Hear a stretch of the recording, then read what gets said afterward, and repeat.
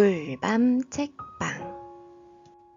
좋아요, 구독, 알림 설정 부탁드려요. 보릿고개와 저승사자. 일부. 집도 없던 총각의 결혼 이야기. 조선의 어느 시절, 해 뜨면 일하고 해 지면 자던 시골 마을에 온 동네에서 손꼽히게 가난한 총각 하나가 살고 있었어요. 이 총각은 어려서 부모님이 모두 돌아가셨고 친척 하나 없이 혼자였어요. 조그만 집 하나 없어서 겨울이면 남의 외양간에서, 여름이면 들판 귀퉁이에서 잠을 자고, 낮에는 이 집 저 집 품을 팔며 품삯 대신 쌀 한 줌, 고구마 한 개 얻어 살았어요.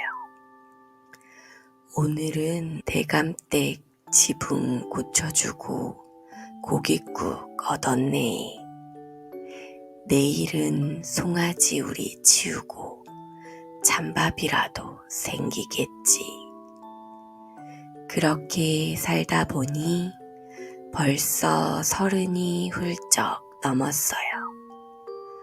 그렇다고 이 총각이 게으른 것도 아니고 무뚝뚝한 것도 아니었답니다. 웃는 낯이 순하고 힘은 없어도 부지런하고 눈치도 있어서 마을 어른들 사이에선 꽤 평판이 좋았어요. 저 총각은 참 착하지. 누가 데려가서 살림 차리면 참 잘 살 텐데. 하지만 세상 일이 말처럼 쉬운가요? 집도 없고 재산도 없고 뒤를 봐줄 가족도 없다 보니 시집 올 처자가 없었던 거지요. 그러던 어느 날 마을 장터에서 사람들이 모여 수군대기 시작했어요. 요 앞 동네 청상 과부 말이야. 애는 없고 나이도 적당하니 괜찮지 않겠어? 글쎄, 혼자 사는 것도 안쓰러운데 저 총각이랑 맺어주면 둘이 덜 외롭겠지. 그렇게 하루 이틀 지나면서 마을 어른들 몇 분이 슬그머니 작당을 했지요. 보쌈이라도 겁주자는 게 아니고 그냥 따뜻한 밥 한 끼 같이 먹게 하자는 거야. 그러자 저 총각 혼자 늙어가는 거 너무 안 됐다. 그리고 얼마 안 가서 장독대 옆 길목에서 그 청상과부에게 이야기를 하고 노총각에게 데리고 왔어요. 두 사람은 마을 어르신들의 축복 속에 부부가 되었답니다. 총각은 처음엔 얼떨떨했지만 마음 한쪽은 따뜻해졌어요. 아내도 처음엔 부끄러워했지만 곧 조용한 총각의 성실함과 따뜻한 마음에 안심하고 마음을 열었어요. 그리하여 마을 사람들 손을 빌려 동산 아래 작은 언덕에 움막처럼 조그맣게 지붕과 벽이 있는 집을 짓고 부부는 살림을 시작했어요. 바람만 불면 흔들리고 비가 오면 방 한쪽에 물이 새었지만 부부는 그런 집조차 감사한 마음으로 매일을 살아냈지요. 남편은 낮엔 품을 팔고 아내는 빨래와 바느질을 하며 햇살이 드는 마당에 작은 화분 하나 두고 국화 한 송이를 기르며 하루하루를 보냈어요. 그리고 얼마 후 기쁜 소식이 들려왔지요. 여보, 아이가 생겼어요. 남편은 하늘을 보며 두 손을 모았어요. 이런 날도 오는구나. 내가 아버지가 되다니. 둘은 손을 꼭 잡고 우리가 가진 건 없지만 아이 하나는 잘 키웁시다. 다짐했답니다. 하지만 세상사 좋은 일만 있을 수는 없는 법. 아이가 태어나려던 그날은 하필이면 보릿고개였어요. 양식이 바닥나고 나무 껍질도 벗겨 먹는다던 가장 힘들다는 시기였지요. 게다가 날도 밤중이었어요. 별이 반짝이는 금은밤, 마을은 모두 잠든 시간이었지요. 아내는 진통으로 식은땀을 흘리며 숨을 헐떡였고 남편은 아무것도 할 수 없어 두 손을 부들부들 떨었어요. 그렇게 기나긴 밤이 지나고 바르르 떨리는 울음소리와 함께 아기가 세상에 나왔답니다. 아기야, 어서 와. 하지만 기쁨도 잠시. 아내는 산후통에 기절할 듯 쓰러졌고 집엔 아무것도 먹을 것이 없었어요. 남편은 후다닥 밖으로 나가 창고를 뒤지고 항아리를 들여다보다가 겨우겨우 한 줌 남은 밀가루를 찾았어요. 이거라도 끓여야지. 남편은 찬물에 밀가루를 풀고 소금도 없이 맹물 수제비를 끓였어요. 두세 덩이 얇은 밀가루 덩어리가 물속에서 어슬렁거릴 뿐 거의 국물 같은 수제비였지요. 그걸 떠먹이며 아내에게 말했어요. 많이는 못 먹겠지만 이거라도 드시오. 우리 아기 위해서라도. 아내는 겨우 입을 열었지만 기운이 없어 숟가락 몇 번 겨우 들고 다시 눈을 감았어요. 남편도 배는 고프지만 아내 먼저 먹이라며 앉아 있다가 문지방을 베고 누런 얼굴로 쓰러지듯 잠이 들었답니다. 그리고 그날 밤 작고 조용한 움막집에 뜻밖의 손님들이 찾아왔어요. 그들은 바로 보릿고개와 저승사자 이부 저승사자들의 착각과 깜짝 놀란 밤. 깜깜한 금은밤, 보릿고개의 언덕 아래 움막집엔 막 갓난아이의 울음소리가 멎고 깊은 숨만 오르락 내리락 했어요.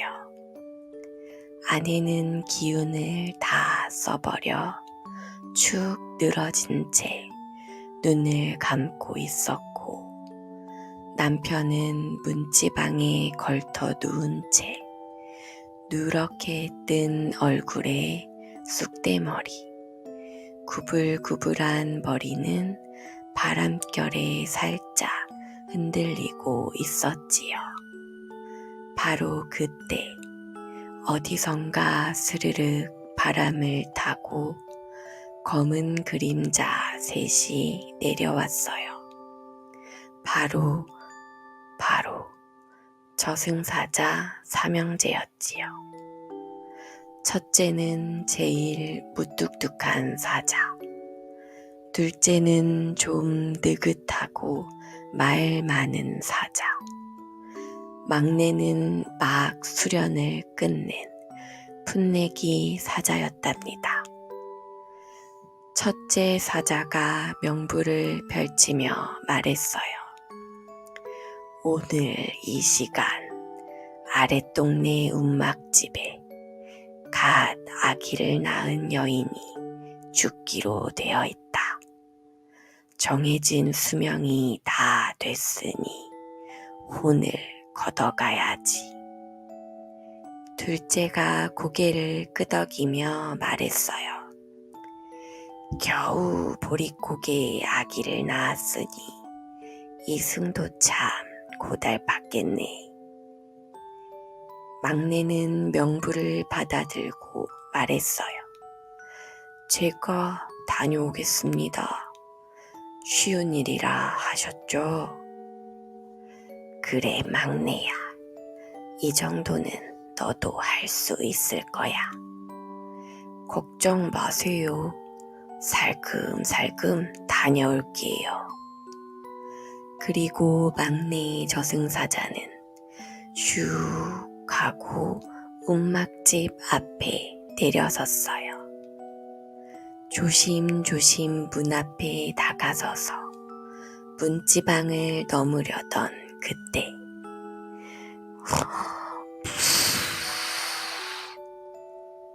그 소리에 막내는 그대로 뒷걸음질을 쳤어요. 문지방에 누운 한 사내, 눈밑이 퀭하게 커진 데다가 얼굴은 누렇게 떴고 쑥대머리는 바람에 헝클어졌으며 입은 벌어져 코골이가 세상을 울렸지요. 야차다. 야차가 문을 지키고 있어요. 막내 사자는 기겁하며 도망쳤어요. 숨을 헐떡이며 형들에게 달려가 말했지요. 형님들, 야차가 있습니다.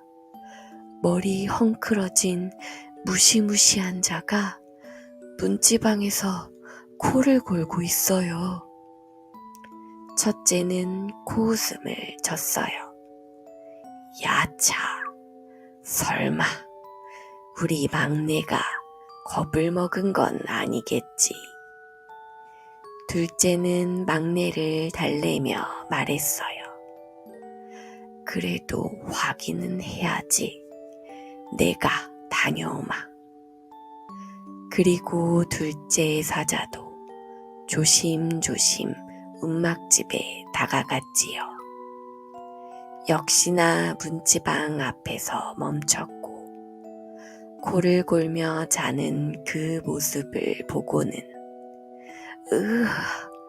눈빛이 야차 같아.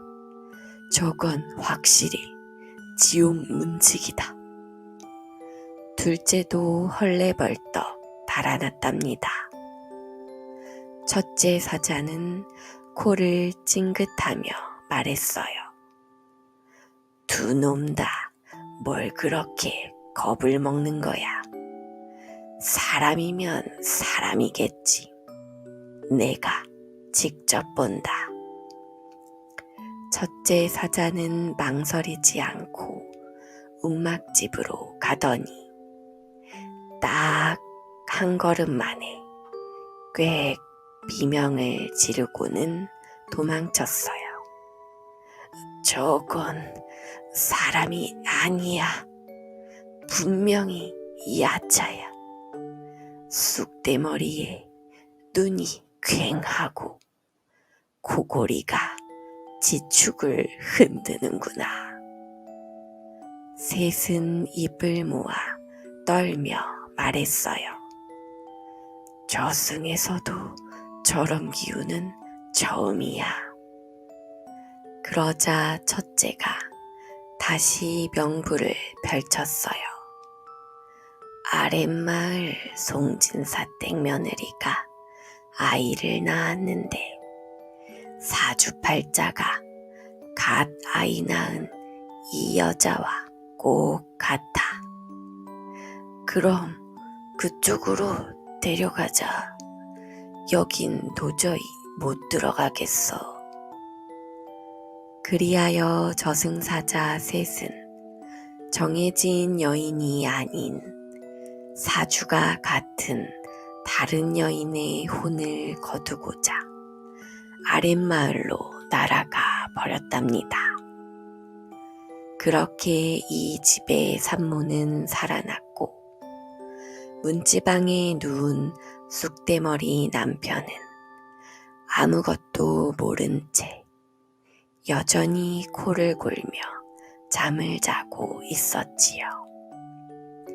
이튿날 아침 해가 산등성이 위로 살짝 떠오르자 집안엔 죽 끓는 냄새가 솔솔 퍼졌어요. 남편이 새벽부터 이웃집으로 달려가 곡식을 구해와서 보드라운 쌀죽을 끓인 것이지요. 여보, 이거라도 드셔요. 뜨끈하고 부드러워요. 아내는 죽을 한술 뜨며 조용히 말했어요. 여보, 있잖아요. 나 어젯밤에 저승사자들을 봤어요. 네? 무슨 저승사자요? 내가 쓰러진 틈에 셋이나 왔다니까요. 그런데 말이에요. 당신이 문지방에 그렇게 누워서 코를 골고 있어서 사자들이 당신을 야차로 착각하고 도망갔어요. 남편은 놀라서 말문이 막혔어요. 내가 야차요? 아내는 미소 지으며 말했어요. 그래요. 내 목숨을 구한 야차님. 둘은 잠시 말이 없었고 갓난아이는 조용히 포대기에 쌓인 채 잠들어 있었어요. 그때 아내가 다시 입을 열었어요. 근데 그 사자들이 대신 데려간 여인은 송진사 댁 며느리였대요. 갓 유복자를 낳고 죽었다는데 그 아이는 지금 혼자 남았겠지요. 남편은 고개를 끄덕였어요. 그러면 그 아이 누가 키울까요? 아내는 눈을 감고 말했어요. 그 아이, 나 때문에 어머니를 잃었잖아요. 내가 유모가 되어 키우고 싶어요. 우리 아이와 함께요. 남편은 말없이 아내를 바라보았고 그 눈엔 따뜻한 빛이 감돌고 있었답니다. 그리고는 자리에서 벌떡 일어나 아랫마을로 향했지요. 보릿고개와 저승사자 3부. 송진사 댁으로 간 총각 남편과 유모의 다짐. 이른 새벽 남편은 죽을 한 그릇 떠 아내에게 먹인 뒤 옷깃을 여미고 아랫마을 송진사 댁으로 길을 나섰어요. 여보, 부디 조심히 다녀오세요. 괜히 혼자 가서 민망한 일 당하진 마시고요. 걱정 마오. 내가 가서 잘 말씀드릴 테니. 갓난아이는 포대기 속에서 꼼지락거리며 작은 소리를 냈고 그 모습에 남편은 더더욱 마음이 무거워졌어요. 우린 이렇게 둘이 함께 있는 걸 감사해야 하지만 저 아랫마을 아이는 태어나자마자 어머니를 잃었으니 얼굴에 바람을 맞으며 산길을 내려간 총각 남편. 아랫마을은 아직 안개가 걷히지 않은 채 조용했어요.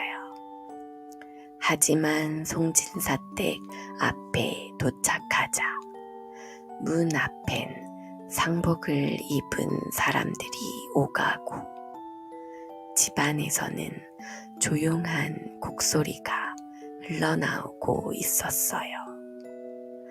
이야, 아까운 사람을 보냈지 뭐예요. 젊은과 부며느리가 유복자를 낳고 그 길로 떠났다지 뭐예요. 총각은 문 앞에서 잠시 망설였지만 한숨을 크게 내쉰 뒤 문간에 들어섰어요. 실례합니다. 송진사 어르신 댁이 맞지요? 문 앞에 있던 종이 고개를 끄덕였어요. 그래요. 그런데 어쩐 일이신지. 제가 드릴 말씀이 있어서 진사 어르신을 좀 배울 수 있을까요? 종이 안으로 들어가더니 곧 송진사 노인이 지친 걸음으로 마당을 나왔어요. 눈가엔 밤새 흐른 눈물 자국이 그대로 남아 있었고 수심 깊은 얼굴엔 피곤함이 가득했지요. 이런 상중에 누굴 뵈려니 실례가 크네. 무슨 일인가? 총각 남편은 두 손을 가지런히 모으며 허리를 깊숙이 숙였어요. 저는 윗마을에 사는 가난한 머슴입니다. 아내가 갓 아기를 낳은 산모이기도 합니다.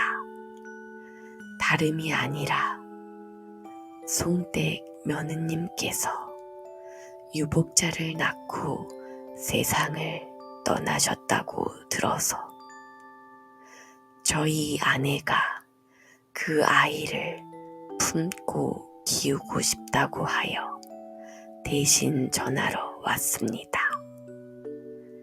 진사는 깜짝 놀라 눈을 동그랗게 떴어요. 자네 아내가 우리 손자를. 예, 아내가 어젯밤 죽을 고비를 넘기며 이런 부탁을 했습니다. 그 아이가 태어나자마자 어머니를 잃은 게 자기 탓 같다고, 가만히 있을 수 없다고 말이지요. 진사는 그 말을 듣고는 말없이 하늘을 올려다 보았어요. 하늘엔 장구름 하나 없이 파랗게 햇살이 번지고 있었지요.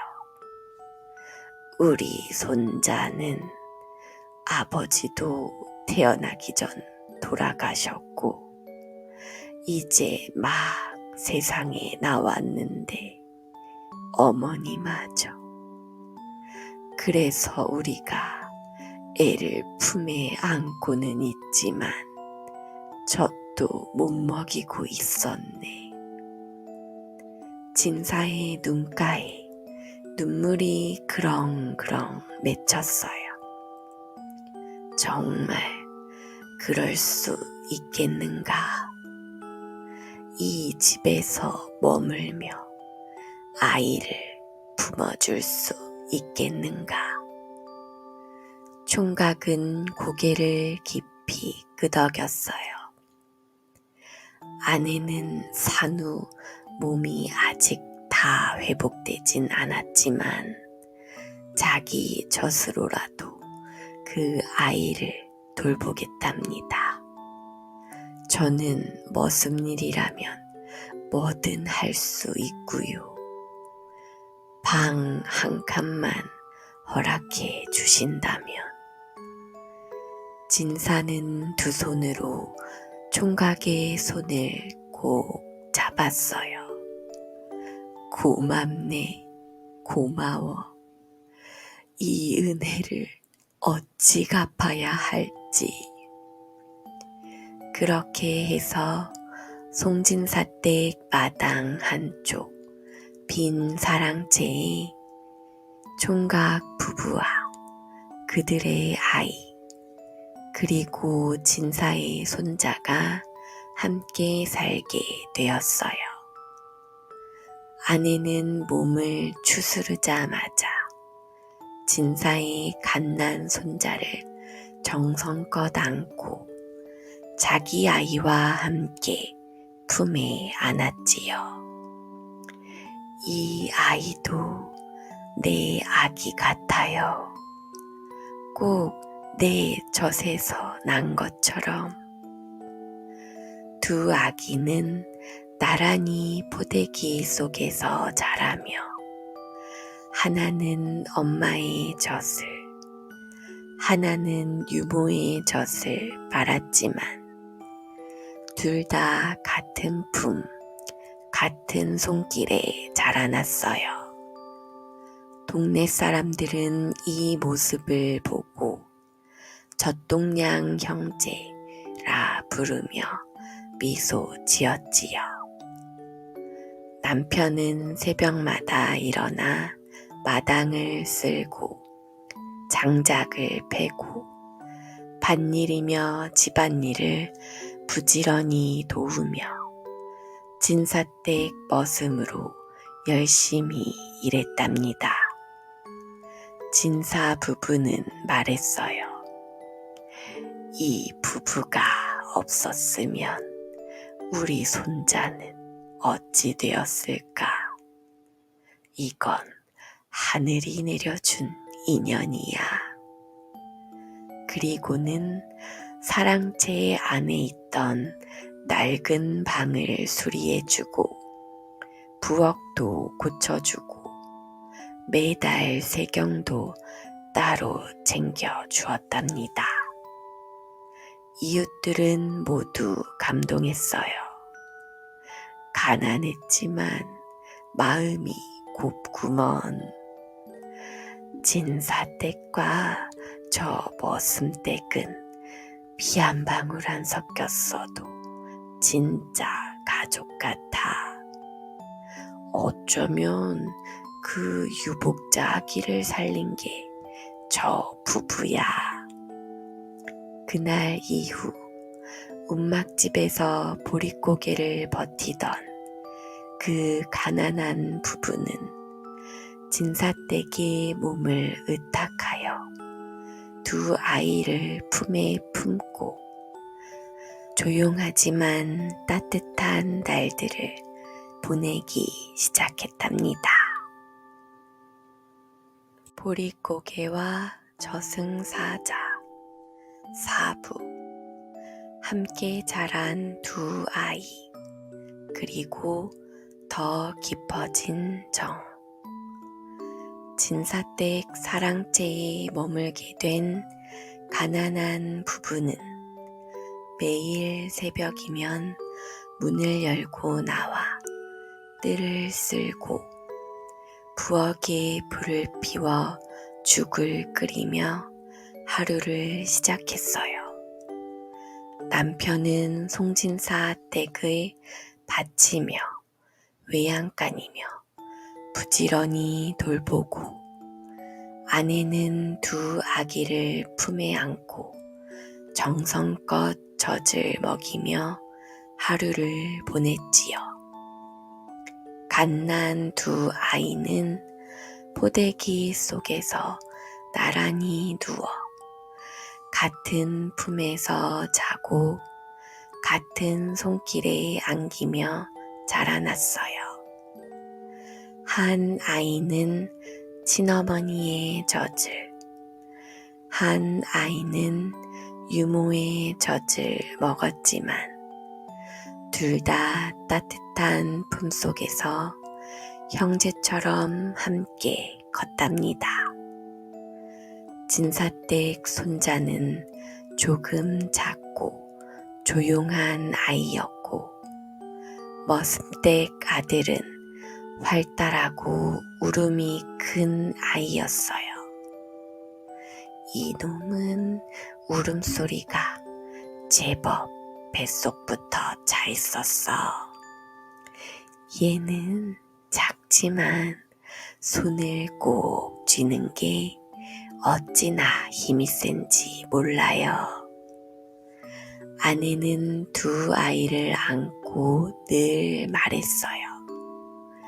이 아이는 어머니 없이 태어났지만 내가 끝까지 품고 기를 거예요. 내 친아들보다도 더 애틋하네요. 남편은 그런 아내를 조용히 바라보며 가끔 말없이 무릎을 꿇고 감사를 올렸어요. 하늘이시여, 저승사자가 데려가려 했던 아내를 살려주시고 이렇게 두 아이를 맡겨주시니 감사합니다. 해가 지나고 들꽃 피고 지고 계절이 3번 바뀌었어요. 두 아이는 이제 아장아장 걷기 시작했고 서로의 머리끄덩이를 잡았다가 금세 손을 꼭 맞잡고 웃기도 했지요. 진사댁 마당은 아이들의 웃음소리로 하루도 조용할 날이 없었어요. 야야, 저 둘은 진짜 첫 형제라니까. 보통 형제보다 더 끈끈하네. 어쩌면 하늘이 이어준 인연이겠지.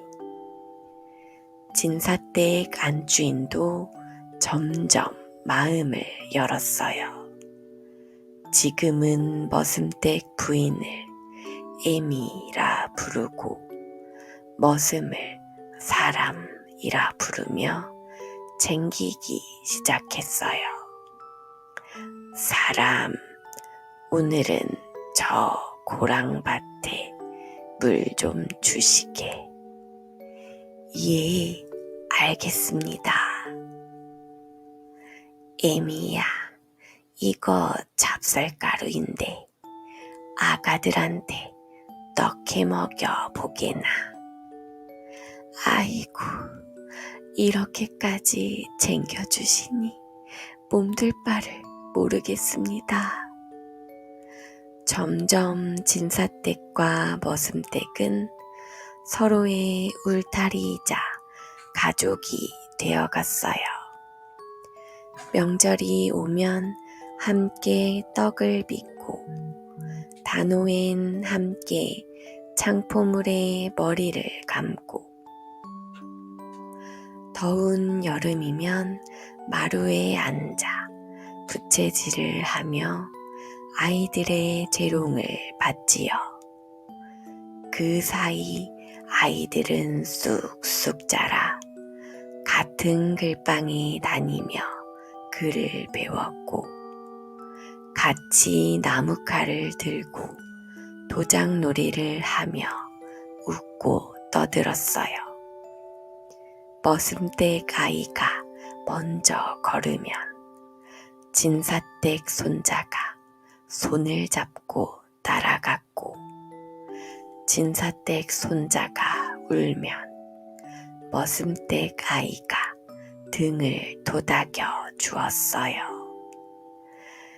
아니, 저 둘은 뭐든 같이 하네. 진짜로 친형제보다 더하구먼. 진사댁 부부는 그 모습을 볼 때마다 마음이 뿌듯했고 머슴 부부는 세경과 사랑채 방에서 살림을 조금씩 모아 작은 꿈을 키워가기 시작했지요. 그러던 어느 날 진사 노인이 조용히 남편을 불렀어요.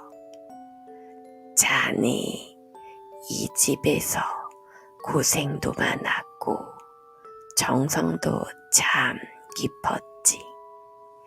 이젠 마당 옆에 빈채를 고쳐 자네 가족이 살 수 있게 해주고 싶네.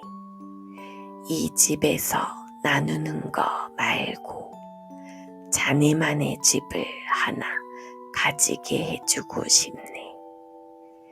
남편은 깜짝 놀라 엎드렸어요. 진사 어르신, 이 은혜를 어찌 갚아야 할지. 아니야, 은혜는 자네가 먼저 줬지. 내 손자의 생명을 품에 안아준 게 자네 부부 아닌가. 우리가 서로 덕을 본 것이지. 그리하여 마당 옆 작은 돌담을 둘러 새로 지은 조그마한 초가집 하나. 그곳이 이제 머슴 부부와 아이의 새로운 집이 되었어요. 그날 저녁 진사댁 마루엔 고기 냄새가 풍기고 두 집안 어른들과 아이들이 모여 앉아 웃고 떠들었답니다. 이제는 식구네, 식구야. 어른 없이 태어난 손자도 이 집에 식구가 많아서 좋지 않겠어. 아이들은 나란히 나무칼을 들고 내가 형, 아니 내가 형이야 하며 웃고 있었지요. 그리고 사람들은 이렇게 말했답니다. 저 집은 보릿고개를 품고도 복을 키운 집이야. 보릿고개와 저승사자 5부. 두 아들의 우애와 오래도록 따뜻한 집. 세월은 흘러 진사댁 손자와 머슴댁 아들은 20살을 훌쩍 넘긴 장정이 되었어요. 어릴 적부터 나란히 자란 두 사람은 성격은 달라도 마음만은 한마음 한뜻, 서로를 진짜 형제보다 더 깊이 아끼고 믿었답니다. 머슴댁 아들은 키가 크고 말이 적었지만 책임감이 강하고 마음이 깊었고, 진사댁 손자는 말이 조리 있고 배움에 밝았지만 형이라 부르던 머슴댁 아들을 가장 존경했지요. 마을 사람들은 두 사람을 보면 이렇게 말했어요. 아이고, 저 둘은 피 한 방울 안 섞였어도 서로 너무 아끼네. 누가 저 형제 아니랄까봐 진짜 복덩이들이야.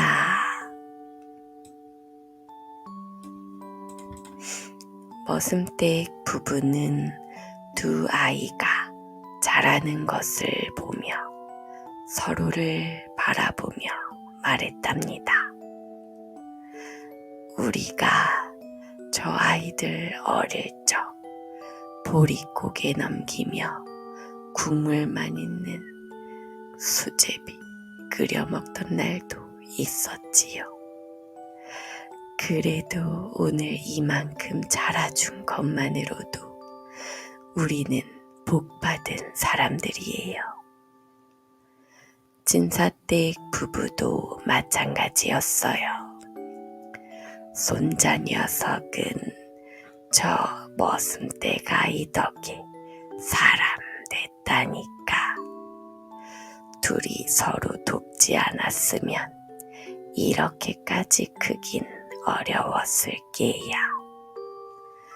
그렇게 여럿의 정성이 자란 두 젊은이는 글도 읽고 농사도 짓고 마을 잔치에선 짝을 지어 농악까지 하며 마을의 기둥 같은 청년으로 자랐답니다. 그러던 어느 해 봄날, 진사댁 손자가 조심스레 말했어요. 할아버지, 저 이번에 고을에 과거 시험을 보러 가보고 싶습니다. 진사는 처음엔 놀랐지만 이내 미소 지었어요. 그래야지. 어려서 어미 잃고도 이만큼 자란 게 기특한데 과거를 보러 가겠다니 기특하고 기특하다. 그리고 머슴댁 아들도 말했지요. 저도 따라가서 곁에서 도우며 뒷바라지 하겠습니다. 그동안 받은 은혜도 있고 이젠 어른이 되었으니 제가 보호해 드려야죠. 그렇게 두 젖형제는 봄꽃 피는 들판을 지나 낯선 고을로 나아갔고 시험을 치르고 고개를 숙이고 마음을 다해 노력했답니다. 결국 진사댁 손자는 생원시에 급제하고 머슴댁 아들은 하급 관아의 장부 관리 일을 맡아 함께 일하게 되었어요. 그 둘은 서로의 든든한 등불이 되어 낯선 곳에서도 언제나 형님, 동생이라 부르며 지냈고 마을에 돌아와선 어른들에게 절하며 고마움을 전했지요. 우리를 키워주신 건 어르신들입니다. 부디 오래오래 건강하시고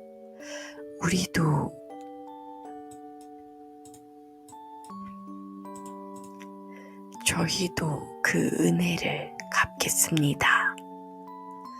머슴댁 부부는 늙고 허리가 굽었지만 두 아들의 든든한 뒷모습을 보며 더는 바랄 게 없다고 손을 꼭 맞잡고 속삭였어요.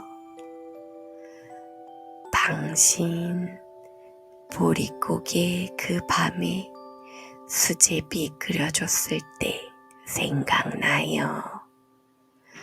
그럼요. 당신이 내 목숨도 우리 가족도 다 살렸지요.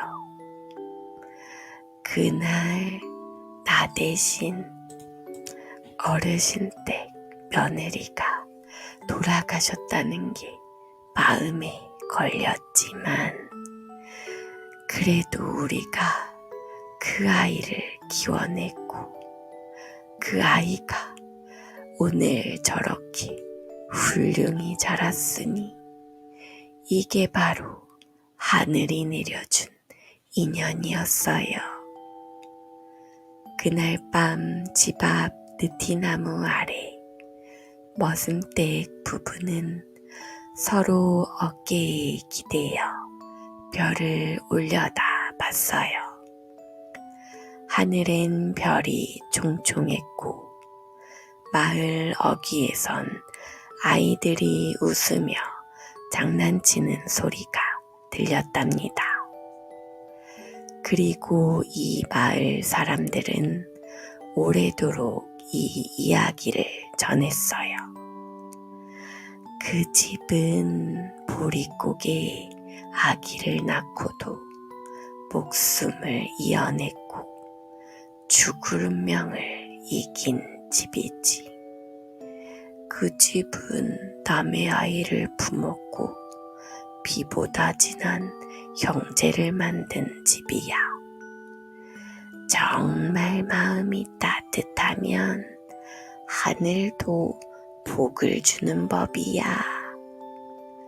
그렇게 머슴댁과 진사댁 두 집안은 서로 이웃으로 서로 가족으로 오래오래 우애 깊게 살아갔답니다.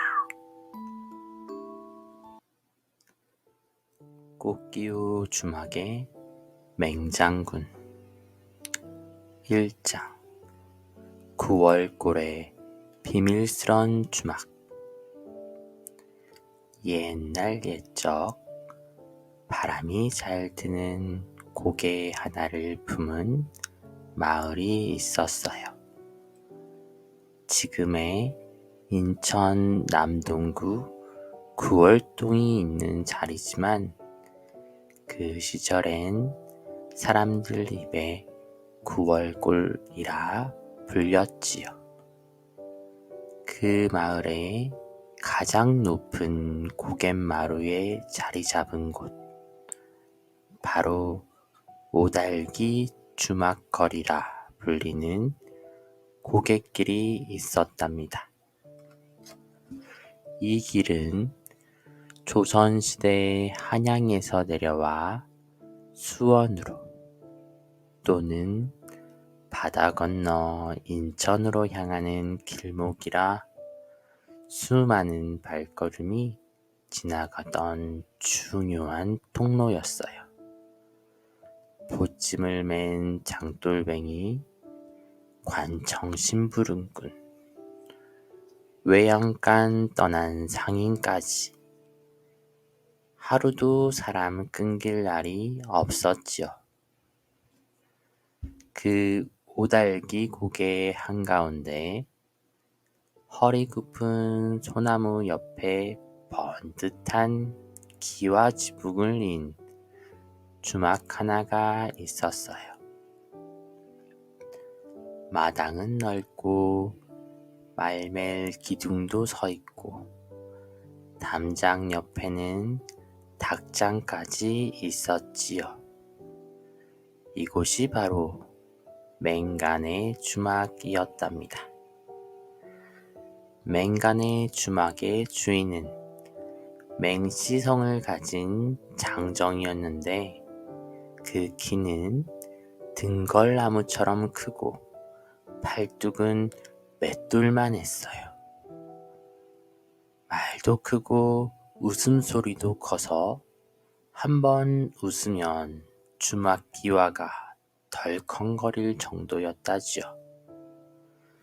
사람들은 그의 체격과 기세에 눌려 맹장군이라 불렀어요. 물론 진짜 장군은 아니었고 그냥 별명이었어요. 그는 낮에는 너털 웃음을 터뜨리며 나그네들에게 따뜻한 국밥을 퍼주고 곁들여 동동주도 내놓곤 했지요. 그 손이 얼마나 크던지 국을 한 국자만 떠도 그릇이 가득 찼고 술을 한 사발은 두 손으로 받아야 했답니다. 여기 국밥 한 그릇 더 드리오. 이 고개 넘기 전에 맹간에 술 한 잔 못 마시면 그건 여행이 아니지요. 그렇게 맹장군은 친절한 주인으로 이름을 날렸지만 사실 그에게는 남모를 비밀이 있었답니다. 맹장군은 밤이면 얼굴을 감추고 변장을 했어요. 허리에 검정띠를 두르고 망건을 깊게 눌렀으면 낮에 푸근한 주막 주인 모습은 온데간데 없이 사라졌지요. 그가 한밤중에 하는 일은 바로 도둑질이었어요.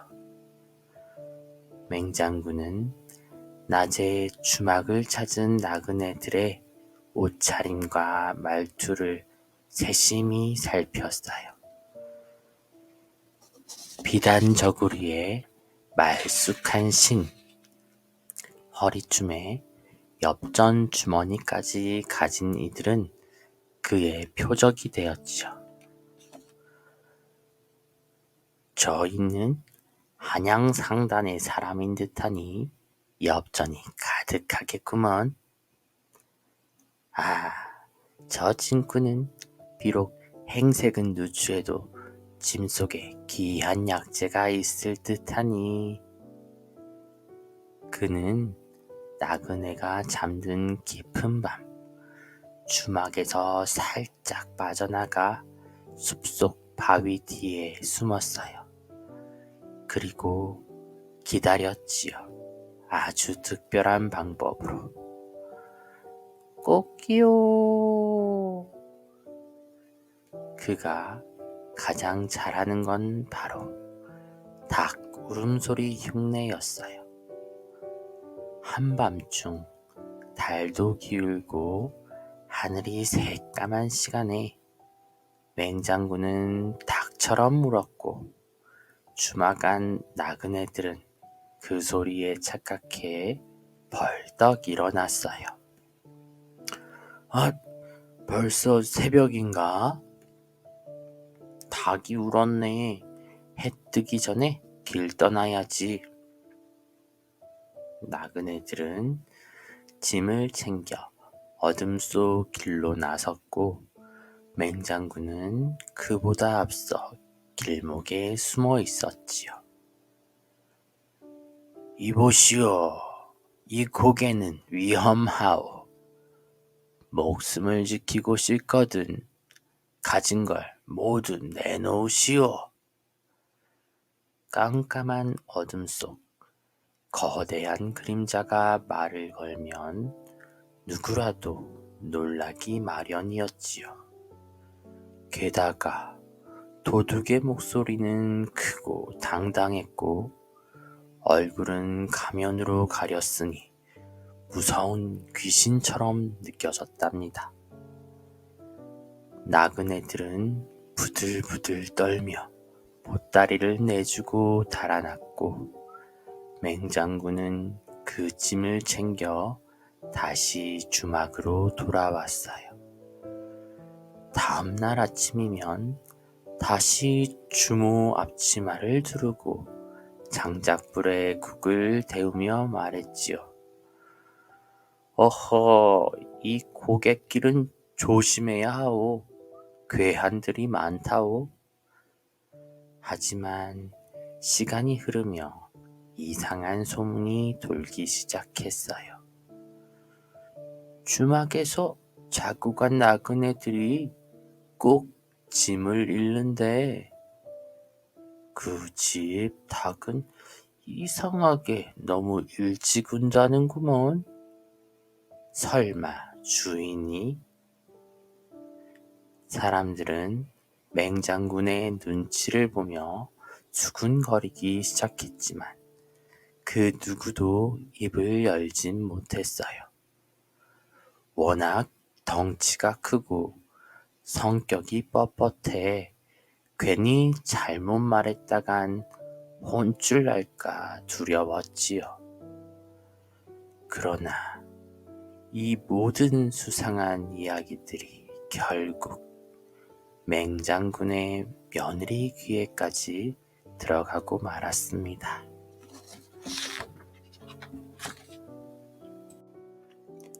2장 꽤 많은 며느리의 노래. 맹장군에게는 말이 없고 살림살이만 부지런한 며느리가 하나 있었어요. 이름은 송이. 처음엔 다들 아이고 저렇게 조용하고 눈물 많은 아가씨가 저 집 맏며느리로 들어가서야 되겠어?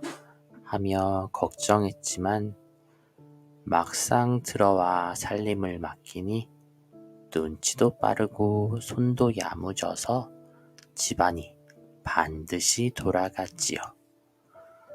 송이는 하루도 쉬지 않고 새벽엔 장작불을 지피고 점심엔 국을 끓이고 저녁엔 술상을 차렸어요.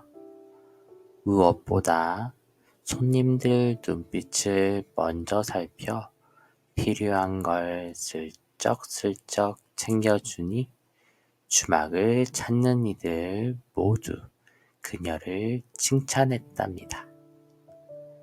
맹간의 며느리는 말 한마디 없이도 속을 다 헤아려 주니 복 많은 집안이로구먼. 주모보다 더 주모 같아 국물 간도 딱이고 손님 상엔 정이 흘러요. 그런 송이에게도 요즘 들어 이상한 기척이 느껴지기 시작했어요.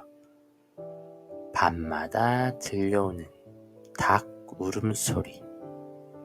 아직 별빛이 쨍한데도 닭이 우는 소리.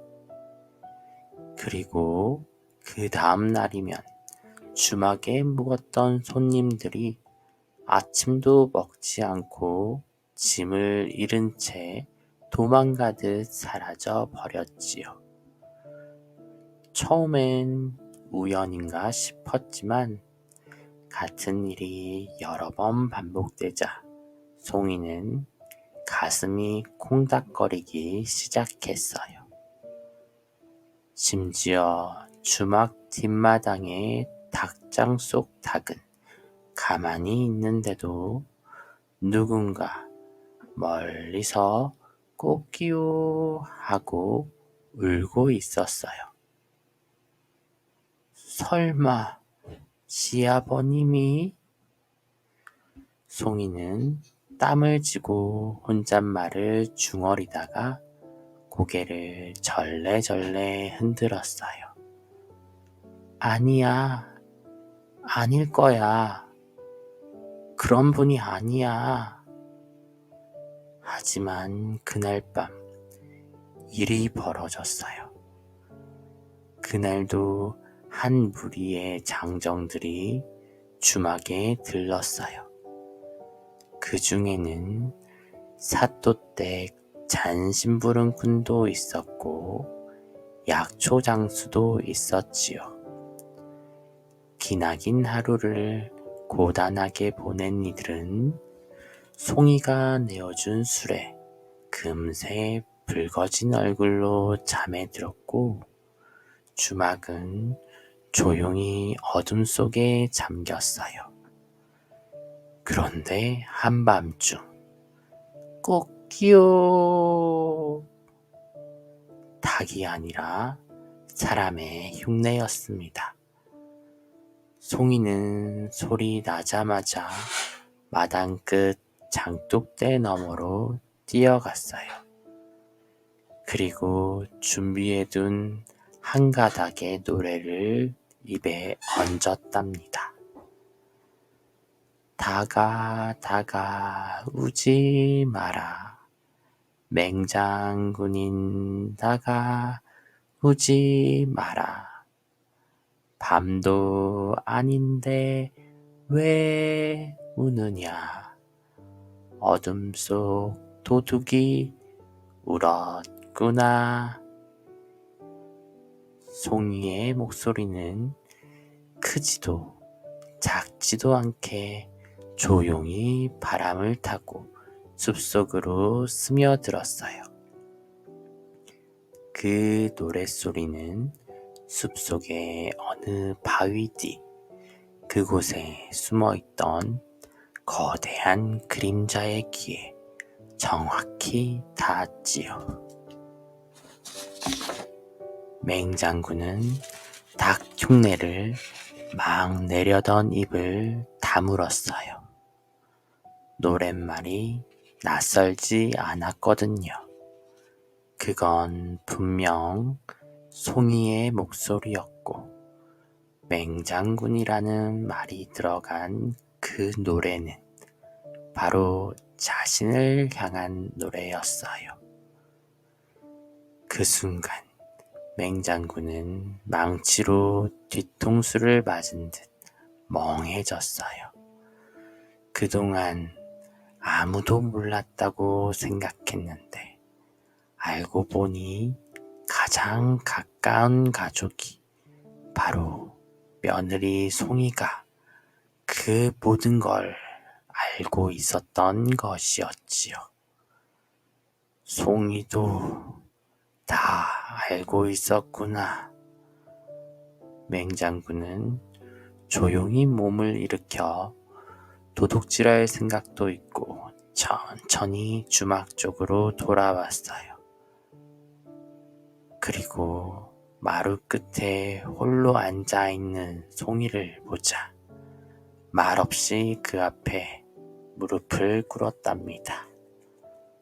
송이야, 네가 다 알았구나. 그 목소리는 그가 평소에 쓰던 쩌렁쩌렁한 맹장군의 목소리가 아니었어요. 마치 아이처럼 약하고 미안한 마음이 묻어나는 작은 소리였지요. 송이는 그 앞에서 아무 말도 하지 않았어요. 다만 고개를 살짝 끄덕였지요. 이 늙은이가 욕심에 눈을 가려서 네 얼굴을 마주할 낯도 없구나. 하지만 오늘 이 노래로 내 눈이 뜨였다. 다시는 그런 짓 안 하마.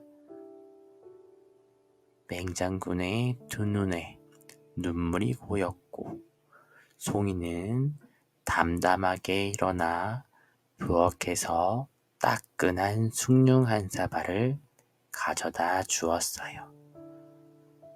마시고 이제 푹 주무세요. 새벽 닭울음은 이제 진짜 닭한테 맡기세요. 그 말에 맹장군은 처음으로 진심으로 웃었어요. 조용한 미소였지만 그 안에는 무겁던 마음이 내려놓인 기쁨이 담겨 있었지요. 그렇게 한밤중에만 울리던 수상한 꽃기호는 멈췄고 오달기 주막거리엔 진짜 닭소리가 새벽마다 울려 퍼지기 시작했답니다. 3장 진짜 아침을 여는 집. 이후 맹장군은 정말 거짓말처럼 달라졌어요. 더는 밤중에 닭 흉내를 내지도 않았고 숲속으로 사라지지도 않았지요. 대신 새벽이면 가장 먼저 눈을 뜨고 마당을 쓸었어요. 대청마루 끝에 걸터 앉아 하늘이 푸르게 트는 걸 조용히 바라보며 하루를 시작했답니다. 이제 진짜 새벽이 오는구나. 맹장군은 혼잣말을 하면서도 입가에는 미소가 걸렸지요. 이제 맹간의 주막은 변했어요. 예전처럼 맹장군의 국밥 한 그릇 하는 소리보다도 그 집 국밥은 국물이 마음에 스며요. 며느리의 손맛이 정말 따뜻해요. 이런 말이 먼저 나왔어요. 맹장군은 변한 자신이 조금 어색했지만 마음 한구석은 이상하게도 가벼웠어요. 예전엔 나그네를 보면 먼저 짐부터 살피던 눈길이 이젠 그 사람이 어디서 왔는지 오늘 힘들진 않았는지를 묻는 눈길로 바뀌었지요. 어허, 발에 물집이 났구먼. 좀 쉬었다 가시오. 요즘 밤기운이 찬데 국밥은 뜨겁게 퍼야지. 그렇게 바뀐 맹장군의 마음은 마을 사람들에게도 전해졌어요. 처음엔 조심스레 지켜보던 사람들이었지만 어느새 다시 주막으로 모여들었고 맹어르신 땔감 좀 나르는데 도와주시오. 맹어르신 소주 끓이는 소뚜껑이 깨졌는데 같이 좀 봅시다. 그를 다시 마을의 어른으로 받아들이기 시작했어요. 어느 날은 이런 일도 있었지요. 한양에서 내려오던 유생이 주막에 들렀어요. 묵고 가겠노라며 방을 잡고는 저녁에 조용히 맹장군과 마주 앉아 이런저런 얘기를 나눴어요.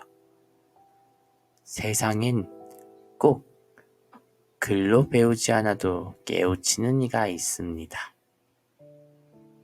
어허, 나는 깨우치긴 했어도 아직 부끄럽소. 그 유생은 고개를 끄덕이며 밤하늘을 올려다보며 말했어요. 이 주막은 이상하게 마음이 편해지는 곳이군요. 한밤중 울던 닭이 멈추고 이젠 진짜 새벽만 우니 이 집이야말로 진짜 아침을 여는 집이겠네요. 그 말이 맹장군의 가슴속에 또 하나의 등불처럼 남았지요. 며칠 뒤 한양 관가에서 사또가 직접 보낸 관리가 주막에 찾아왔어요. 맹어르신 되시지요? 그렇소만. 관리는 조심스레 맹장군에게 도장을 찍은 표창과 작은 상패를 내밀며 말했어요. 길 위에 안전을 지키고 사람을 바르게 돌아서게 한 어르신께 조정의 뜻을 전하옵니다. 맹장군은 아무 말 없이 그 상패를 바라보다가 천천히 며느리 송이 쪽으로 고개를 돌렸어요. 이건 다 네 덕이다, 송이야. 아버님 덕이지요. 제가 한 건 노래 한 소절 뿐이었는걸요. 그날 이후 오달기 주막은 달라졌어요. 마을 사람들은 그 주막을 꽃기호 주막이라 부르기 시작했지요. 이제 진짜 닭이 우는 집, 진짜 아침이 오는 집, 그리고 마음이 쉬어가는 집이라는 뜻이 담긴 이름이었어요. 그곳엔 여전히 푸근한 국밥 냄새가 피어오르고 마당 끝에선 맹어르신이 장작을 패고 있었고 주방에선 송이 며느리가 조용히 국을 끓이고 있었어요. 그리고 바람이 좋은 날이면 들려오는 송이의 노래가 있었지요. 다가 이젠 울어도 좋아. 사람 속이지 않는다가 울어도 좋아. 진짜 아침을 부르는 다가 마음을 깨우는 다가. 그 노랫소리에 놀란 닭들이 깃털을 부드덕 털고 진짜로 꼬끼우 하고 우는 모습에 주막 마당에는 사람들의 웃음소리가 퍼졌답니다. 이렇게 9월골 꽃기호 주막에는 오늘도 진짜 아침이 찾아온답니다. 갓쉰동 하늘의 아들 1장 부처님께 빈 아들. 옛날 아주 오래된 고구려 땅에 연국회라는 이름의 선비가 살고 있었습니다. 그의 집은 기와 지붕이 번듯한 집이었고 고구려에서도 손꼽히는 명문가였지요. 하지만 연국회 부부에게는 한 가지 깊은 고민이 있었습니다. 결혼한 지 여러 해가 지나도록 아이가 생기지 않았던 것입니다. 여보, 오늘도 부처님께 기도하러 갑시다. 우리도 대문 앞에서 아이들 제잘거리는 소리 들어보고 싶소. 그래요. 어젯밤에도 꿈에 아기 울음소리가 들렸지 뭡니까? 그날도 두 사람은 사뿐히 신발을 신고 절로 향했습니다. 절 앞의 나무에는 형형색색의 소원 종이들이 바람에 흔들리고 있었고 연못 속 물고기들은 부부의 발소리에 놀라 헤엄을 쳤습니다.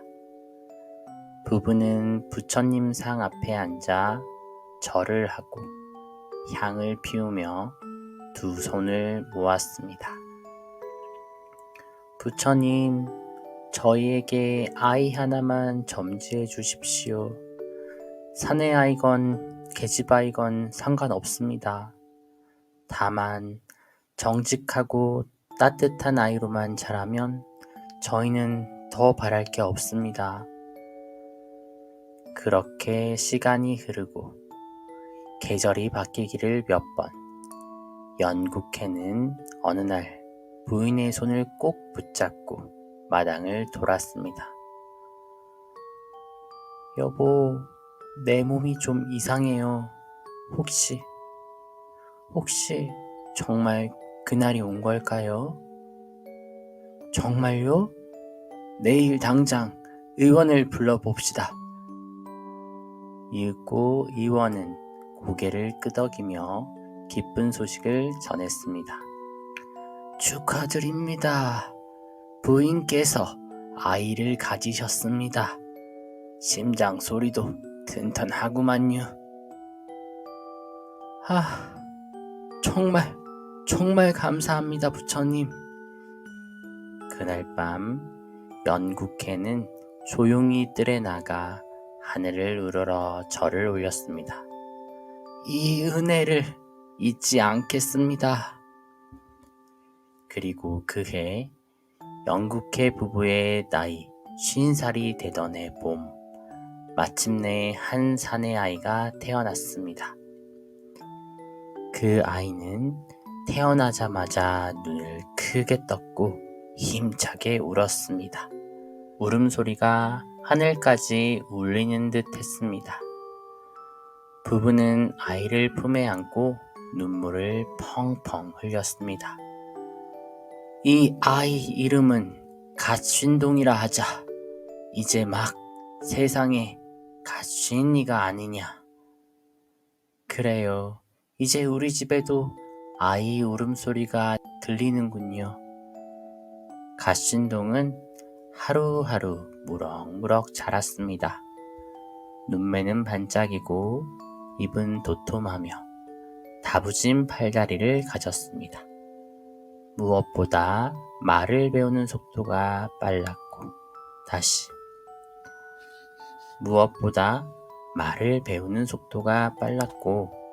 글자를 가르치면 단박에 외우곤 했지요. 이 아이는 어쩜 이리도 영특할까요? 하늘이 내려준 아이니 그런가 봅니다. 그러던 어느 날 갓신동이 7살이 되던 봄날이었습니다. 갓신동은 집 뒤뜰에서 나뭇잎배를 접어 물가에 띄우며 놀고 있었지요. 그때 어디선가 사박사박 걸어오는 소리가 들렸습니다. 긴 도포를 입고 흰 수염을 잘랑이며 걷는 노승 한 분이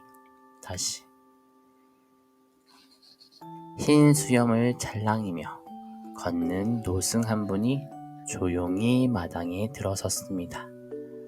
노승은 갓신동을 한참 바라보더니 깊은 한숨을 쉬었습니다. 아깝구나. 정녕 아깝구나. 마침 뜰로 나오는 길이던 연국회는 노승의 탄식 소리에 고개를 갸웃하며 다가갔습니다. 스님, 어찌하여 저희 아이를 보고 한숨을 쉬십니까? 노승은 조용히 눈을 감고 말했습니다. 이 아이는 장차 큰 인물이 될 팔자입니다. 부귀와 영화를 누릴 사람이요. 그러나 노승은 눈을 들어 부자를 바라보았습니다. 수명이 짧습니다. 15도 채 되기 전에 세상을 떠날 팔자이니 아깝고 아까울 뿐이요. 이 말을 들은 연국회 부부는 정신이 아득해졌습니다. 그럼 스님, 방법이 없을까요? 우리 아이를 지켜야 하지 않겠습니까? 노승은 고개를 끄덕였습니다.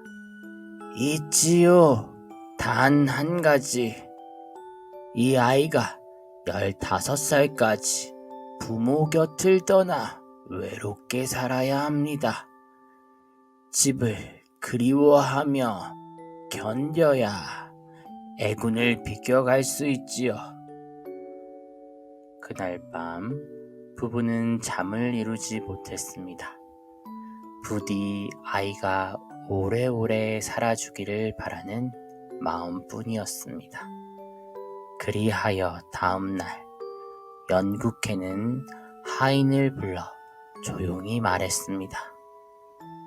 이 아이를 사람 드문 산골로 데려가 주게. 아무도 모르는 곳이어야 하네. 아이 등에 갓신동이라 새겨놓고 언젠가 찾을 수 있게 표식도 남겨주게. 갓신동은 아버지의 손에 이끌려 멀고 먼 산길을 걷게 되었습니다. 무슨 일이 일어나는지도 모른 채 활짝 웃으며 아버지를 따라 나섰습니다. 아버지, 우리 소풍 가요? 그래, 소풍이지, 우리 아들. 강원도 인제의 깊은 골짜기, 물 맑고 나무 우거진 곳, 그곳에 다다르자 연국회는 조용히 아이를 안쳤습니다.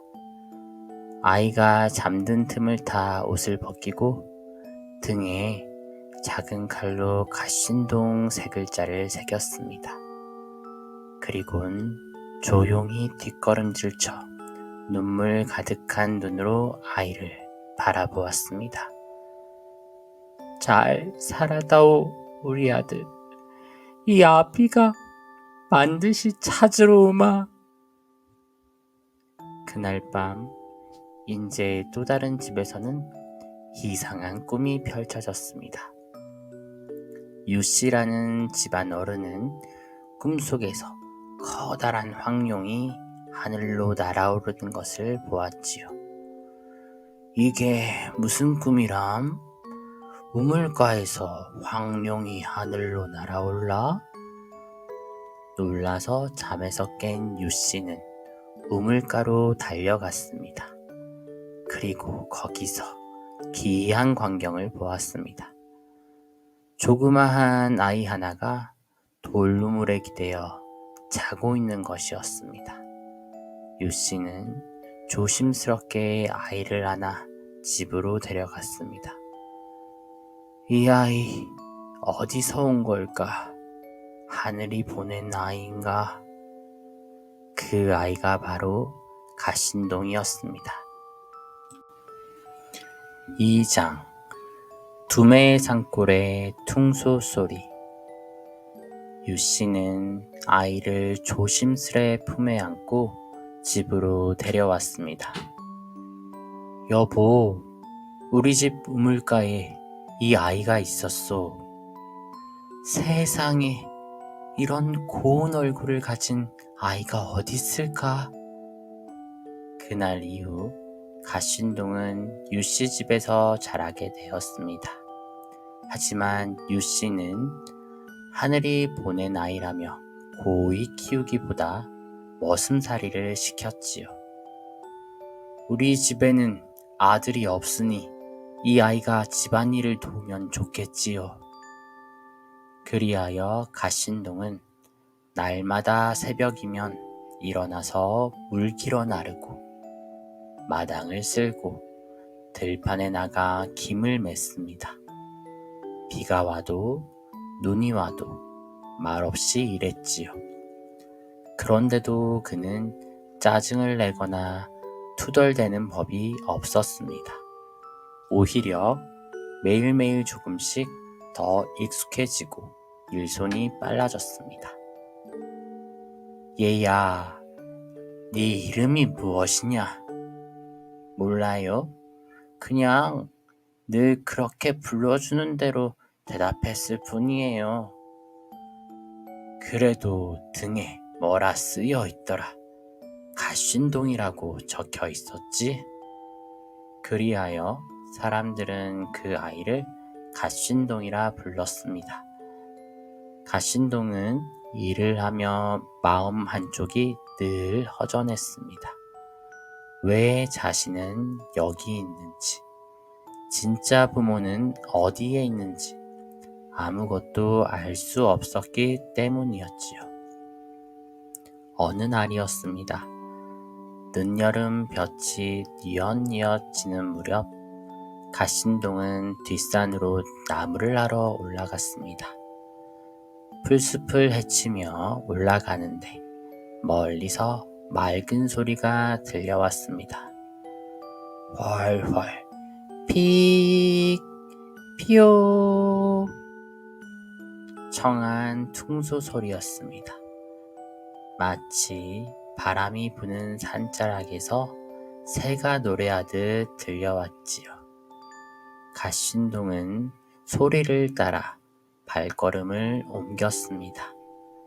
그리고 숲 깊은 곳, 커다란 바위 아래에 앉아있는 백발의 노인을 발견했습니다.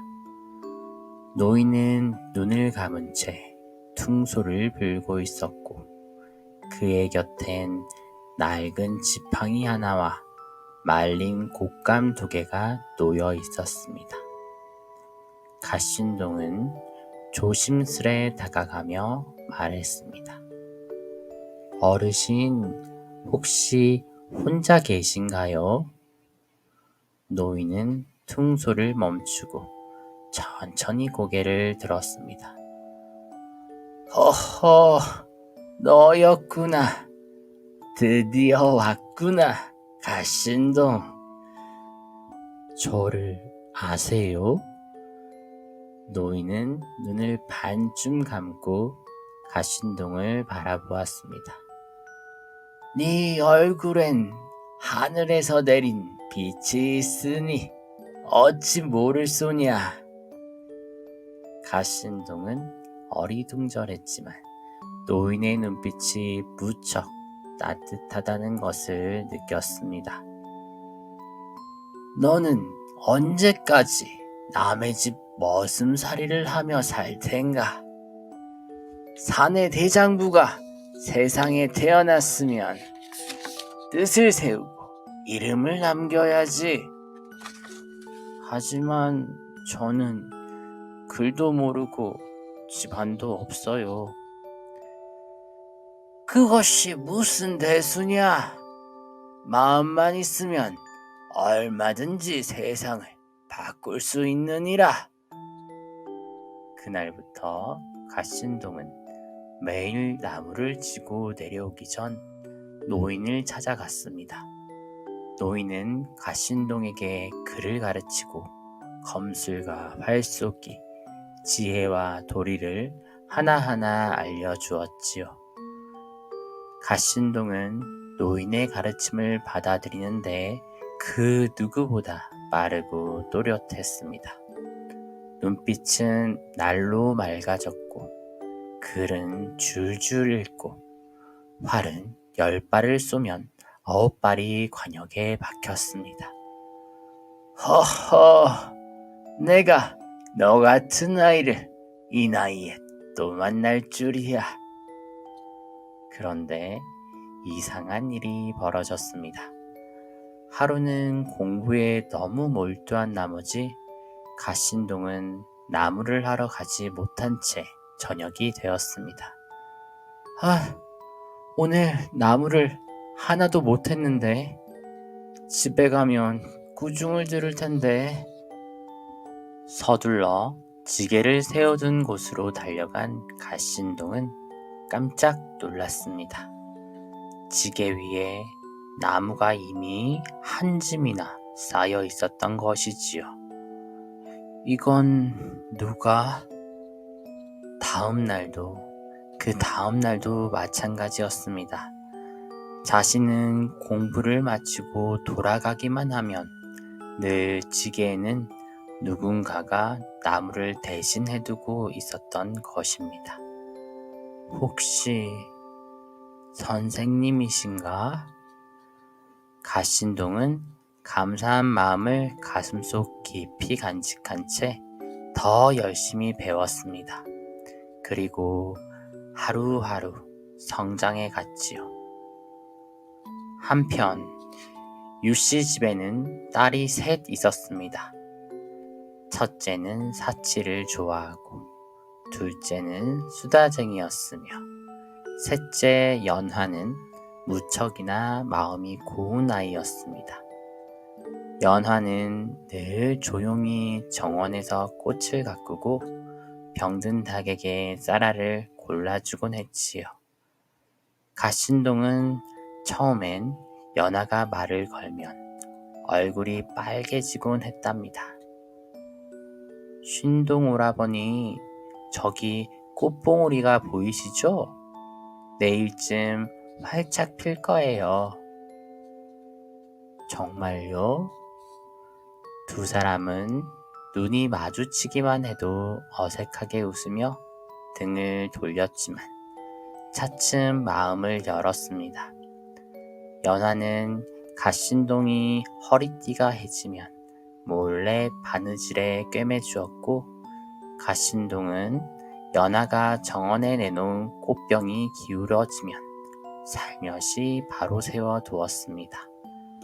그렇게 두 사람의 마음속엔 말은 없지만 작은 봄 한 송이가 조용히 피어나고 있었지요. 3장 떠나는 갓신동, 연화의 눈물. 갓신동은 이따금 하늘을 올려다보곤 했습니다.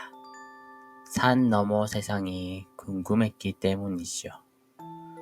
노인의 가르침으로 글을 읽고 세상의 이치를 알게 된 뒤로는 마음속 깊은 곳에서 자꾸만 무엇인가 꿈틀거리기 시작했습니다.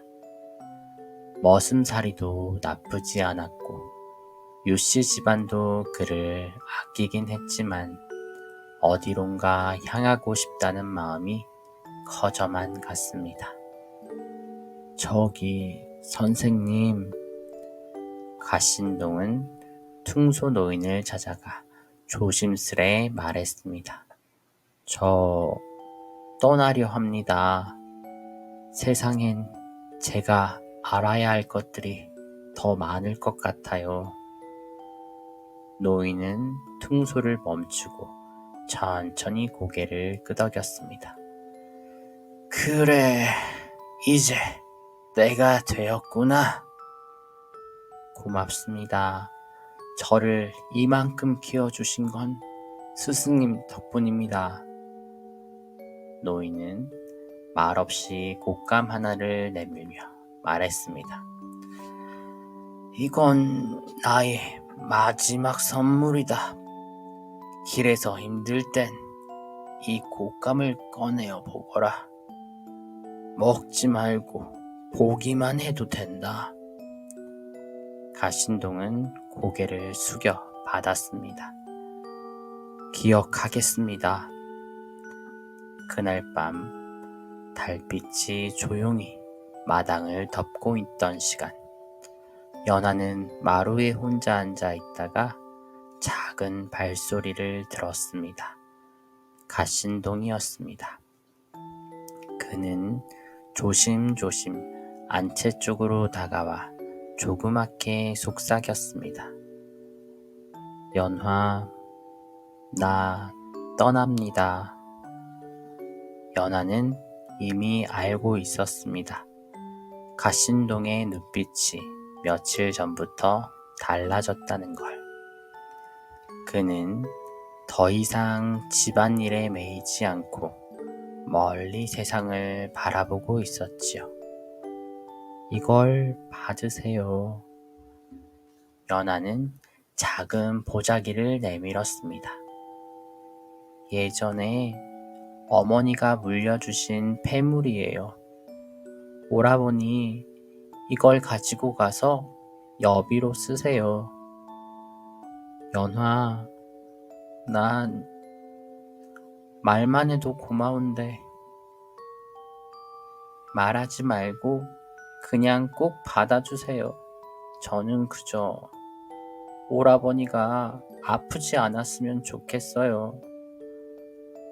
갓신동은 그 자리에서 보자기를 꼭 쥐었습니다. 두 사람의 그림자가 마당 위에 나란히 놓였습니다. 말은 없었지만 마음은 오히려 더 깊이 이어졌지요. 다음 날 해가 뜨기도 전 가신동은 집을 떠났습니다. 유씨는 어렴풋이 이를 알았지만 말리지 않았습니다. 하늘이 보낸 아이는 하늘 아래로 가야지요. 가신동의 발걸음은 북녘을 향했습니다. 그곳엔 지금 고구려를 위협하는 낯선 나라 달달국이 있었기 때문이었습니다. 고구려의 국경 근처 마을들은 벌써부터 달달국 군사의 출몰로 불안에 떨고 있었습니다. 백성들의 불안한 눈빛은 가신동의 마음을 먹먹하게 만들었지요. 무작정 칼을 드는 것보다 저들이 어떻게 사는지 먼저 알아야 한다. 가신동은 스스로 달달국으로 들어갔습니다. 언어도 다르고 복식도 다르고 풍습도 달랐습니다. 처음에는 말이 통하지 않아 손짓 발짓으로 음식값을 흥정했고 밤이 되면 헛간이나 돌담 아래서 쪼그려 자야 했습니다. 어느 날은 정체 모를 향신료가 잔뜩 들어간 수프를 마시고 하루 종일 배를 부여잡고 앓았고 어느 날은 길바닥에서 가짜 점쟁이에게 속아 가진 동전까지 털린 적도 있었지요. 하지만 가신동은 포기하지 않았습니다. 그는 마을의 장터에서 짐꾼으로 일하며 사람들과 말 섞는 법을 배웠고 밤에는 촛불을 켜고 달달국 글자를 익혔습니다. 이건 군사라는 글자, 그리고 이건 무기창고. 가신동은 마치 마른 땅에 물이 스며들듯 새로운 지식을 빨아들였습니다. 문물은 물론 달달국의 병법, 지도, 지형, 그리고 군사들의 습성까지 빠짐없이 머릿속에 새겨 넣었지요. 그러나 외로운 밤이면 어김없이 연화가 떠올랐습니다. 장터 한 구석을 정리하다 꽃잎 하나가 어깨 위에 내려앉으면 그녀의 고운 손이 꽃을 가꾸던 모습이 생각났고 달빛이 맑은 날이면 그녀가 조용히 내어준 따뜻한 숭늉 한 잔이 떠올랐습니다. 연화, 잘 지내고 있을까? 그는 곶감이 든 주머니를 만지작거리며 가슴 한편이 뭉클해지는 것을 느꼈습니다. 곶감을 꺼내어 바라보면 이상하게 마음이 차분해졌고 꼭 누군가 그의 등을 토닥여주는 기분이 들었지요. 그렇게 수년이 흘렀습니다. 가신동은 이제 달달국 말은 물론 그들의 복식과 예법, 심지어 웃는 방식까지 자연스럽게 익히게 되었습니다. 사람들은 그를 달달촌의 지혜로운 동이라고 불렀고 아이들은 그가 알려주는 그림과 이야기 속 병법을 따라하며 놀았습니다. 하지만 그의 눈빛은 한결같았습니다.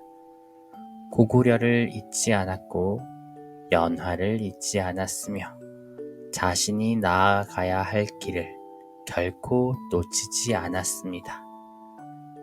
어느 날 밤 그는 퉁소 소리를 따라 바위 위에 앉았습니다.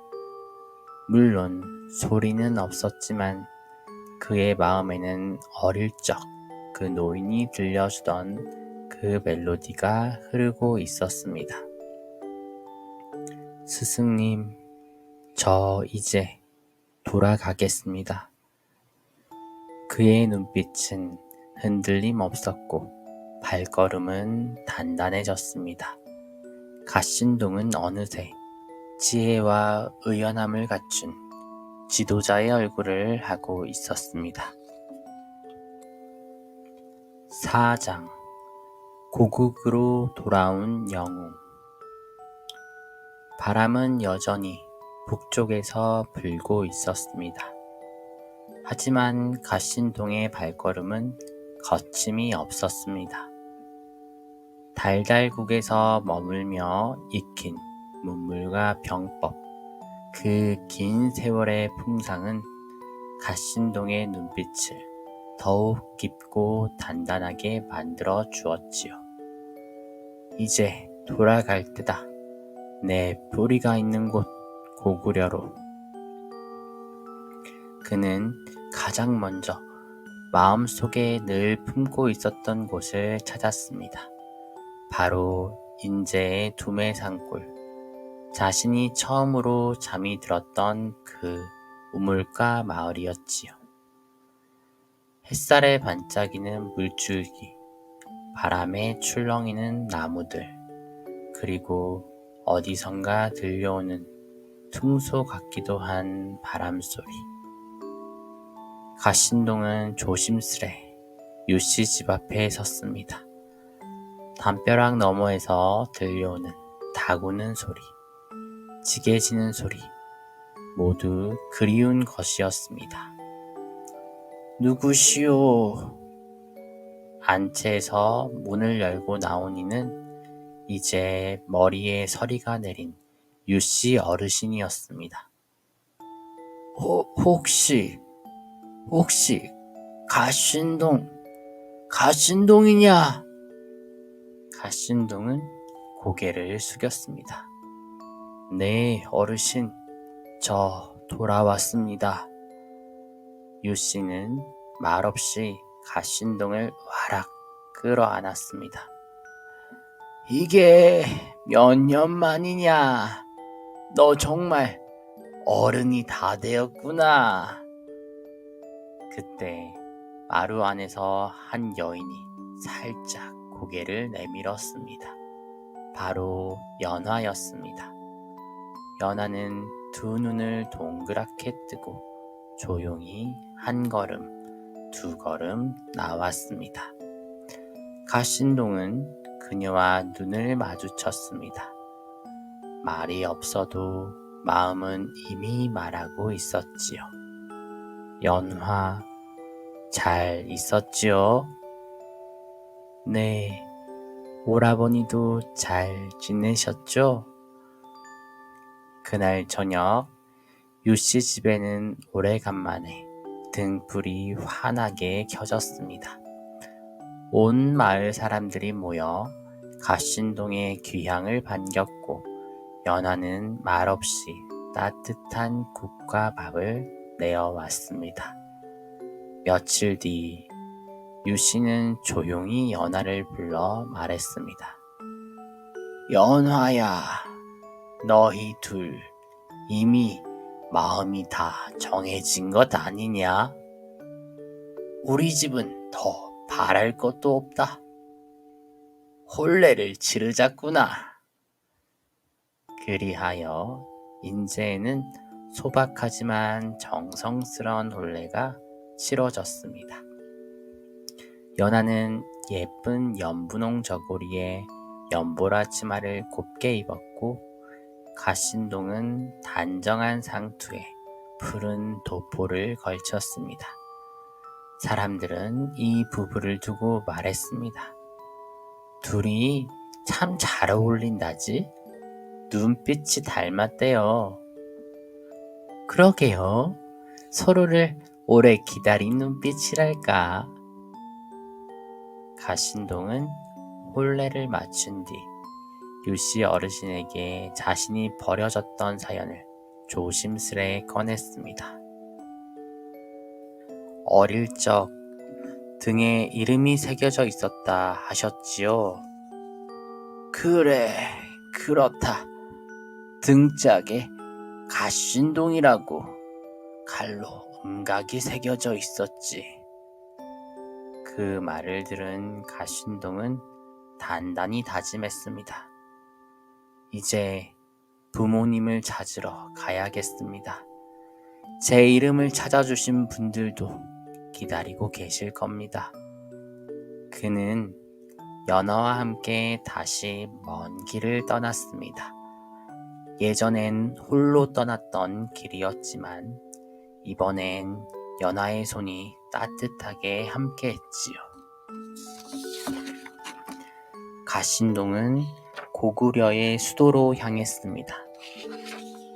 조정에 머무는 대신들과 기록관들을 찾아가 자신의 등에 새겨진 글자와 출생의 단서를 하나하나 맞추어 나갔습니다. 그리고 마침내 오래전 강건한 선비였던 연국회의 이름을 가진 노인을 만나게 되었습니다. 혹시 연국회 선생님이신가요?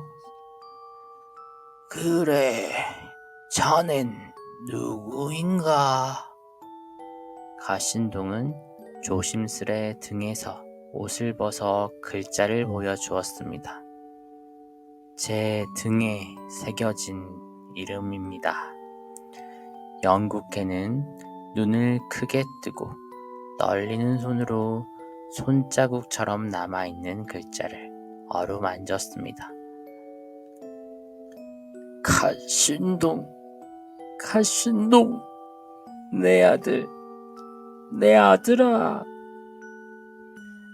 그들은 말없이 끌어안고 오래도록 울었습니다. 잃었던 피부치를 되찾은 감격에 연국회의 눈가에는 깊은 주름 위로 눈물이 흘렀고 가신동 역시 고요히 떨리는 눈동자를 감추지 못했습니다. 그날 이후 가신동은 다시 연씨 가문의 아들로 조정에 청거되었습니다. 그의 언변은 뛰어났고 달달국에서 익힌 병법과 문물, 말과 풍속은 많은 대신들을 놀라게 했습니다. 이 젊은이 병사 배치도 한 번에 그려내는 솜씨가 보통이 아닙니다. 달달국의 군마 숫자와 진군 방식까지 모두 꿰고 있다니 이거 장군감이요. 가신동은 전쟁을 꺼내기보다 먼저 백성을 위한 물자 운용과 농지 정비에 힘을 썼습니다.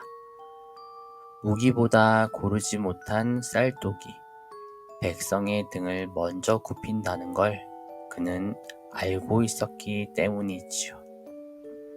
그는 날마다 조정 대신들과 밤늦도록 토론했고 백성들의 고충을 들으며 수레를 타고 이 마을 저 마을을 직접 찾았습니다.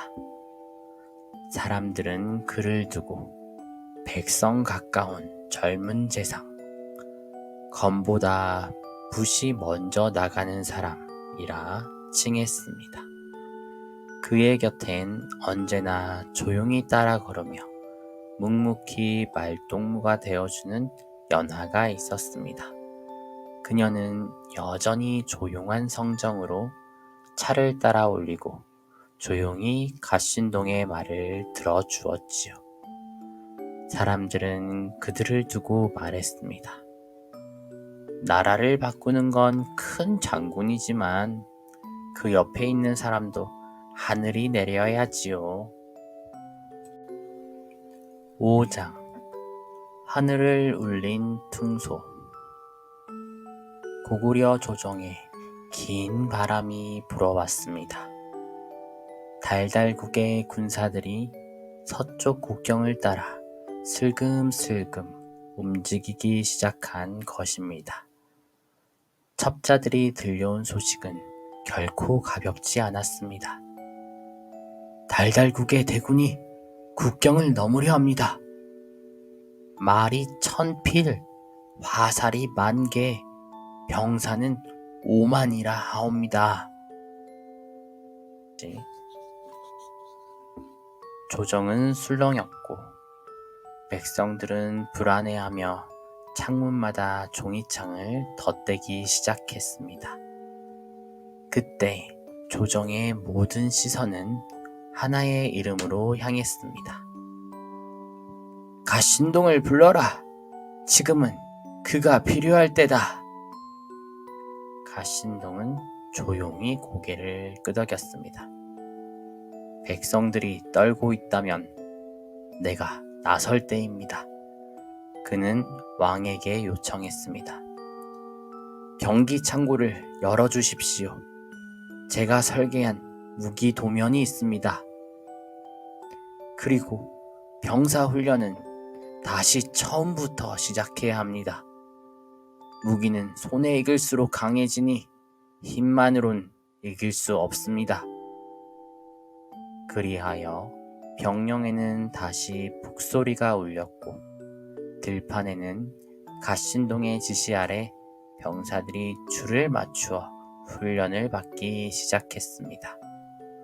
창은 더 가볍게, 방패는 더 넓게, 기병은 바람처럼 달리고 보병은 나무처럼 서 있었습니다. 가신동은 직접 진지를 돌아다녔고 어린 병사의 허리띠도 고쳐 묶어주며 말했습니다. 너희는 나라를 지키는 씨앗이다. 절대 뿌리채 뽑히지 말거라. 그리고 드디어 전쟁의 날이 밝았습니다. 가신동은 전장의 맨 앞에 섰습니다. 갑옷은 간결했고 깃발에는 달달국에서 익힌 붓글씨로 쓴 하늘의 뜻이 쓰여 있었습니다. 전쟁은 길고 험했습니다. 하지만 가신동은 물러서지 않았습니다. 그는 달달국의 병법을 꿰뚫고 있었고 말 한마디로 진영을 바꾸고 깃발 하나로 바람을 갈랐습니다. 이쪽 계곡으로 병사를 유인하라. 그리고 뒤편에서 활을 쏘게 하라. 저 고개를 넘는 자는 반드시 잡히도록 하라. 그의 명령은 명확했고 병사들은 단 한 번의 머뭇거림도 없이 움직였습니다. 그리고 마침내 고구려의 깃발이 달달국 본진 위에 높이 펄럭이게 되었습니다. 성 위에서 사람들은 외쳤습니다. 이겼다! 가신동 장군님이 이기셨다! 백성들은 마을 어귀마다 북을 치고 아이들은 꽃잎을 뿌렸습니다. 어머니들은 장독대 위에 고봉밥을 올려두고 아버지들은 논두렁에서 눈물을 훔쳤습니다. 연하는 조용히 마루 끝에 앉아 말했습니다. 이제야 당신이 돌아오는구나. 승전한 날 조정은 가신동을 큰 상으로 지하하고자 했습니다. 하지만 가신동은 말했습니다. 상보다 필요한 건 백성을 위한 평화입니다. 전쟁 없는 밥상과 웃음소리가 제게는 가장 큰 상입니다. 그리고 그는 다시 인재를 찾았습니다. 뒷산 그 바위 아래 어린 시절 매일 오르던 길, 거기서 가신동은 조심스럽게 입에 퉁소를 올렸습니다. 픽, 피오. 맑고도 서글픈 멜로디가 골짜기마다 울려 퍼졌습니다. 어릴 적 퉁소를 불어주던 백발 노인은 이제 어디에도 보이지 않았지만 바람결에 그 향기가 느껴졌습니다. 스승님, 듣고 계시지요? 제가 여기까지 왔습니다. 모두 가르쳐 주신 덕분입니다. 그는 한참을 그렇게 퉁소를 불다가 마지막엔 하늘을 향해 웃었습니다. 달빛 아래 그 퉁소 소리는 마치 하늘도 귀를 기울이는 듯 맑고 깊었습니다. 그 후로 가신동은 벼슬에 머무르지 않고 백성들 곁을 자주 찾았습니다. 곡식 창고의 문을 열어 백성에게 나누고 병든 이들의 집을 찾아 뜨끈한 죽 한 그릇씩 손에 쥐어 주었습니다. 장군님, 또 오셨습니까? 예, 이번엔 연하가 담근 누룽지 떡도 함께 가져왔습니다. 연하는 언제나 그의 곁에서 묵묵히 웃으며 들꽃을 주워다 병에 꽂고 백성들의 이야기를 들었습니다. 계절은 수없이 바뀌었지만 인제 골짜기에서는 퉁소 소리가 다시 흐르지 않았습니다. 그 대신 아이들의 웃음소리, 논에서 풍겨오는 변내음, 마을을 지키는 사람들의 발소리가 울려 퍼졌습니다. 그리고 그 모든 한가운데에는 백성을 위해 오늘도 걷는 가신동과 그와 함께 걷는 연하의 따뜻한 그림자가 있었지요. 자, 여러분, 지금까지 들은 가신동 이야기 정말 멋졌죠? 가신동은 머슴살이에서 시작해 세상을 배우고 전쟁을 이기고 결국 백성의 마음까지 지켜낸 사람이었지요. 그런데 말이에요. 이 이야기가 단순한 옛날 이야기뿐일까요? 아니랍니다. 이야기의 주인공 가신동은 실제로 우리 역사 속 인물이에요. 누구냐고요? 바로 고구려의 명장 영계소문 장군님이랍니다. 이야기 속 영국해는 바로 영계소문의 아버지 연태조를 가리키고요. 가신동이라는 이름은 영계소문의 어린 시절 이름이었다고 전해집니다. 이 이야기는요, 강원도 인제군에서 지금도 전해지고 있어요. 우리 동네에서 가신동이 자랐대요. 여기 우물가에 누워있던 아이가 가신동이었대. 이런 말들이 어르신들 사이에서 오고 가지요. 그리고요, 이 이야기를 처음 책으로 밝혀낸 분도 계세요. 바로 단재 신채호 선생님이시죠.